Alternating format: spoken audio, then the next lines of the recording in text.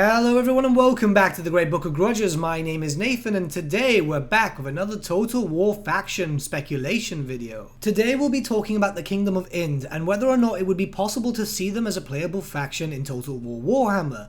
As always, we'll be going over some units, lords, and laws of magic. It is important to note, however, that Ind has very little lore, and I mean by even comparing Ind to, say, Cathay or Nippon, they have much more lore and thus more information regarding units and lords and even gods. But nonetheless, we shall try our best to speculate as much as we can and fill in the gaps if possible. But without further ado, let's begin. The Kingdom of Ind itself is a very curious nation because not much is known about it. The little we do know is that it is vastly populated by humans and they are well known to be very proficient traders. And it is through trade that we have managed to find out some information. Through trade, we've managed to find out that the warriors of Ind do not use traditional swords, instead use a sword called the Tulwar, which is a curved blade. One can speculate that their infantry units would be using this type of weapon, especially when fighting in hand-to-hand combat. It is through this that we also know that the Kingdom of Ind also trades a wide variety of exotic beasts, such as tigers and elephants, but we'll get to that in just a little bit. Given the fact that they have to be able to hunt and trap these beasts, it is very much assumed that bows and spears would be quite common within the armies of Ind. Also adding to their infantry forces would be very fast and proficient hunters. Given the fact that they would be accustomed to fighting against these beasts, they would make very valuable units in the battlefield.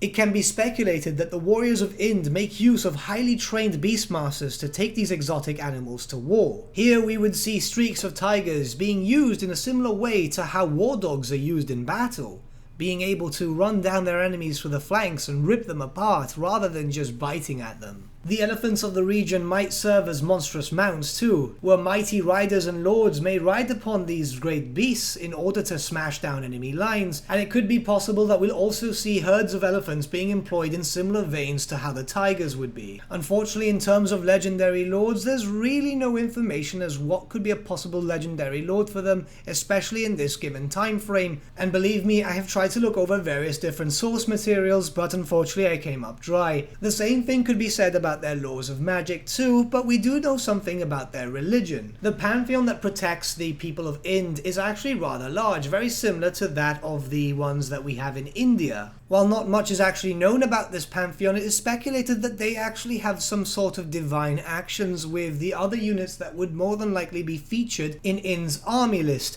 whereas there are a lot of magical beasts that actually roam around the country of Ind, and it is more than likely that these animals and man-beasts as they are would be featured in their army list. Not much is actually known about these beasts themselves other than the fact that they are worshipped as some sort of deities. It is speculated that there are many different types of these magical animals, but only 3 are pretty much known as a definite within the Kingdom of Ind. Firstly are the winged lions, which are known to roam in prides.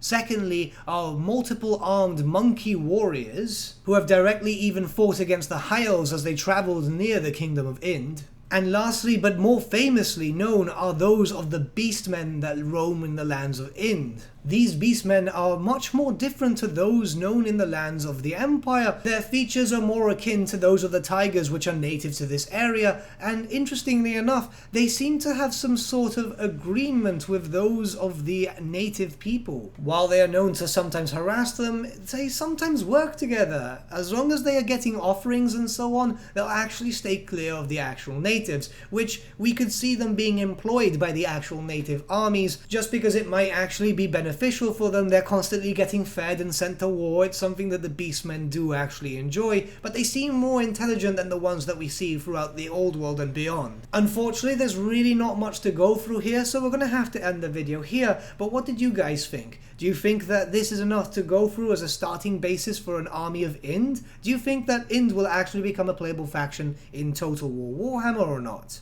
Also, did I miss out any units, or did I actually miss out any lords? Let me know your thoughts and comments in the comment section below, and let's start a little bit of a discussion, shall we? But with that, my friends, we've come to the end of our video. Thank you so much for watching. If you did enjoy the video, might I suggest giving the video a like, or even subscribing to the channel, as it really does help us out. In the description link below, we have various social media links such as Facebook, Instagram, Discord, and so on, where you can get in contact with the Great Book team.